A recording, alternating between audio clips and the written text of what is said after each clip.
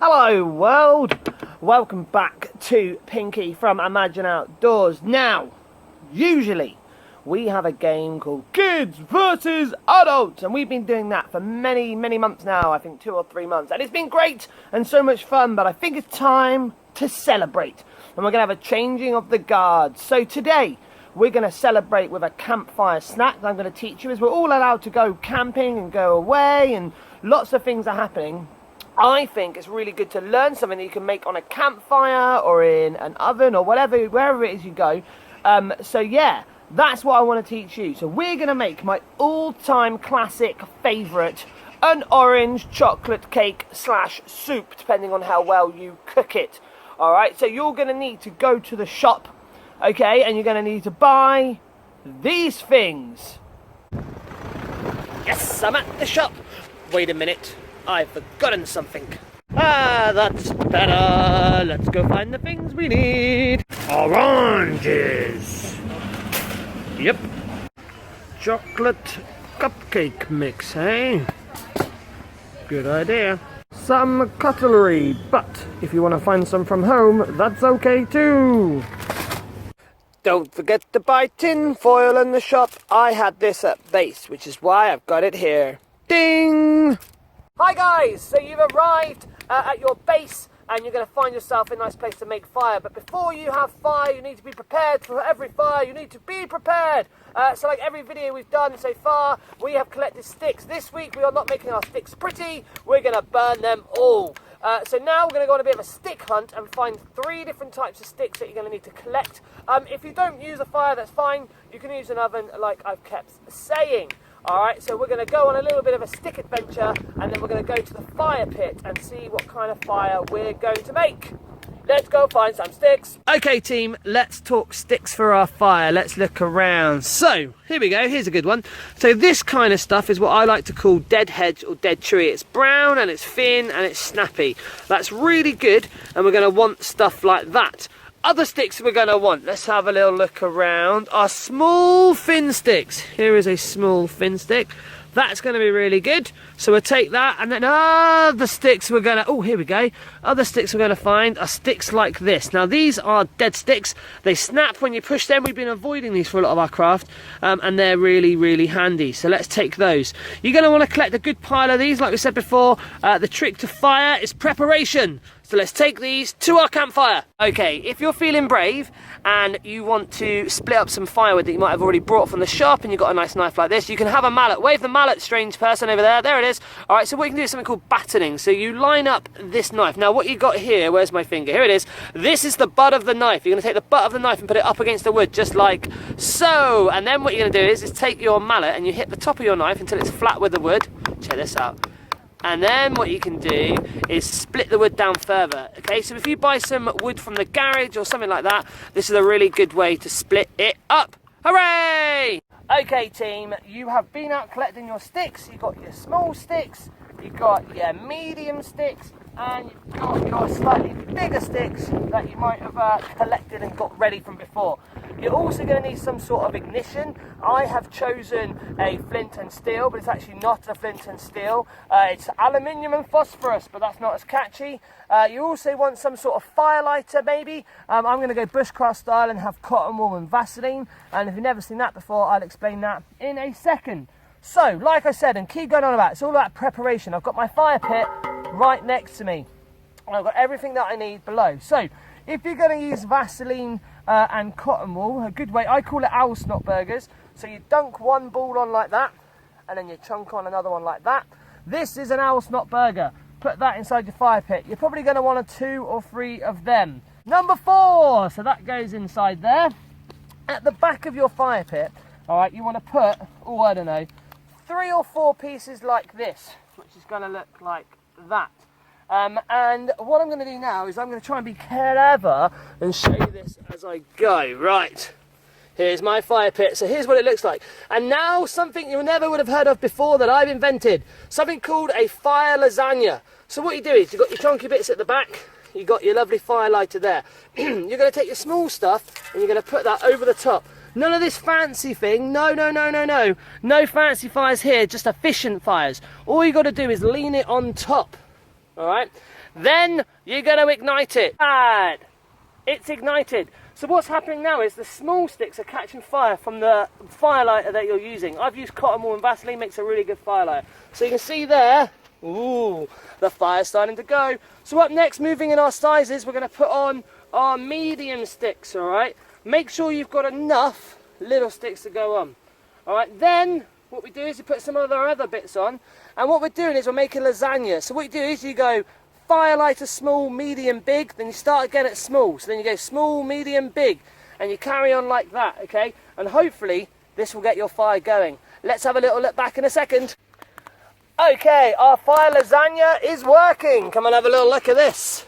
Go fire! What I've done there, if you notice, I've gone back to the traditional, what's that called? Triangle shape above a fire. What's it called, people in the background? I've completely forgotten. A teepee, a fire teepee. For some reason then, I completely forgot what it was called. But there you go, a fire teepee. So that's now starting to work. Now lets the oxygen flow, and that's wonderful. Right, let's talk now a little bit of safety. If you are using a fire for your oranges, I don't know if you guys know this, but Imagine Outdoors has 5 rules, okay, to keep yourself safe around the fire. So rule number 1 of every fire you ever work on is fire is hot. What is it? Fire is hot. Okay, rule number 2, you want to sit down or kneel by the fire all times, okay? Rule number 3 is fire is hot. What is it? Fire is hot. Okay, rule number 4, you want to try where you can avoid throwing things in the fire. It means you're out of control. You want to take things and very carefully, remembering rule 1 and 3, place things into the fire where you can. And rule number 5 is fire is always hot. What's rule number 5? Fire is hot. Okay, now the fire's going to do its thing and burn down and make some really hot coals. Let's go over to the table and learn what we're going to make with our oranges. Oh, it's my favourite snack in the whole world. Okay, your fire is lit. Alright, you're letting it do its thing in the background. Remember, it's not about big flames, it's about hot coals for baking. And the most important thing about the fire is, remember, you can't control the temperature, but you can affect it by using efficient wood, alright? So remember all those tips and tricks that I just said before. If you're using an oven, I imagine it's 165 degrees. Alright, but I've never made it in an oven, only outside in my bushcraft world. Right, it's time to prepare the celebration chocolate orange cake / soup. Alright, so what you're going to need first is your orange. Alright, now, before we do anything with our orange, what we need to do in this world right now is we need to sanitize. Alright, we've been playing around with fire now, so it's important that we get that on our hands, okay? Make sure you haven't got any little cuts. Something I found as a bushcraft instructor in this sanitizing world is I find all the little cuts that I've got. Owsies! Alright, so remember, be wary your little cuts, alright? So, once you're sanitized and you're ready to rock and roll, you are now ready for your orange. On your journey, you should have found a knife out and about. Okay, if I didn't mention that, now you know. You're going to need a knife. Now, with your knife and your orange, okay, you need a few things prepared around you as well. You're going to need yourself a cup. Ta-da! It's not a magic trick. That would be cool, wouldn't it? Like, just an orange. This is for your juice of your orange. So what you're going to do, take your knife very carefully, okay, slice a little hat off your orange. Just like that. Alright. Then what you're going to want to do is take your knife and place it inside here, and you're going to cut it around in a circle, making sure there's a little bit of, you'll see, of an edge. Alright, so it looks like that.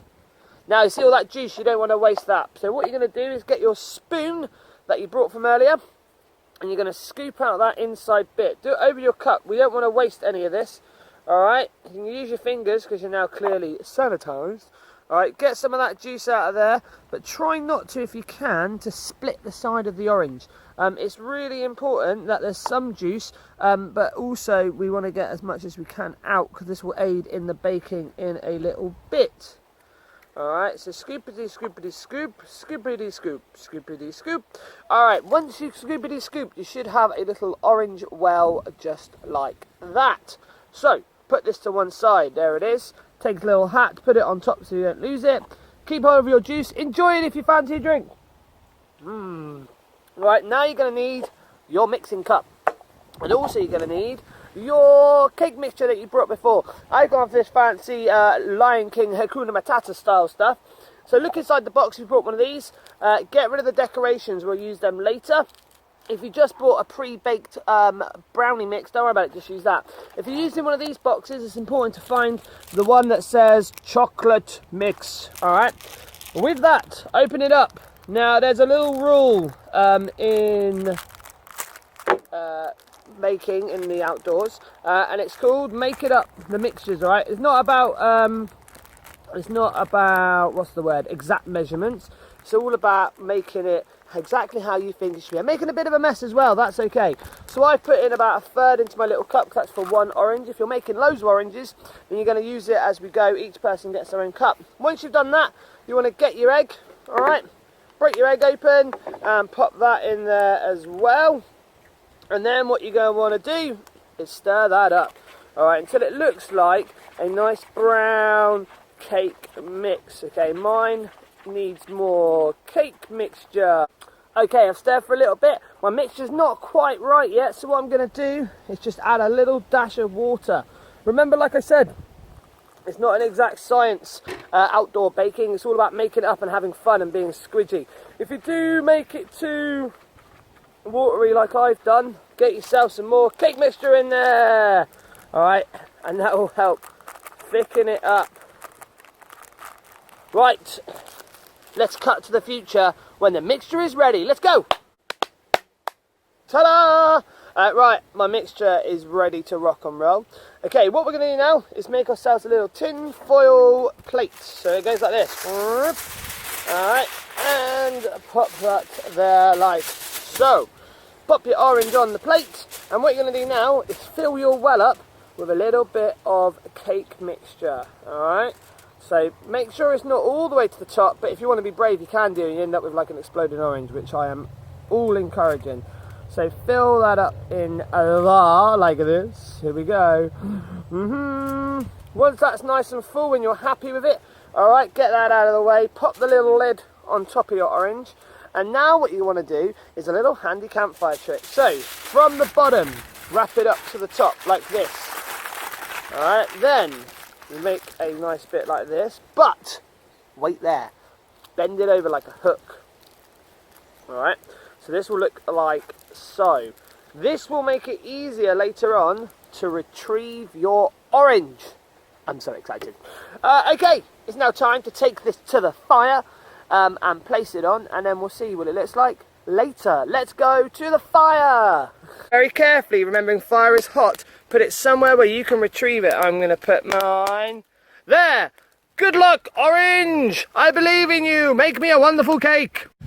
Okay, you're probably wondering, how long do you put the orange on the fire for? Well, an amount of time. No, about 3 to 5 minutes. After 3 to 5 minutes, take it out, have a little look. If it looks like a cake, it's good. If it doesn't look like a cake, it's bad. But if you like soupy chocolate orange, then it's good. This is your thing to make however you want. I'm going to leave mine on for about, I don't know, another 2 minutes. So we'll come back in 2 minutes to see what my orange cake looks like. Yummy, yummy, yum. Right guys, it's out. It's cooled down. You've got a spoon ready to eat it. You've got your decoration kit to the side. So let's open this up and see what's going on. I'm quite excited for this. All right, let's have a little look. Oh yeah, so have a little look, be careful of the steam. What you should have is a chocolate gooey mess on the inside. If you brought yourself one of these fancy cookie kits, what you can do is get the decorations and you can decorate the top of it, make it whatever you want. If you've got marshmallows, you can stick them in there. If you've got honey, you can pour that on it. Whatever you fancy, get crazy, it's your cakey orange. Right, let's have a little go on this, you ready? My favourite all-time snack. So, this is the official celebration of the time of kids versus adults. In 2 weeks' time, when I get back from my hollybobs, we will have the start of a new type of programme. And I will explain it when we get there. It's going to be more about skills and hopefully teach you some stuff that you guys can take into your summer holidays. So thanks so much for all your support, and I'll see you all soon. Goodbye from me, goodbye from the orange, goodbye from the spoon, goodbye.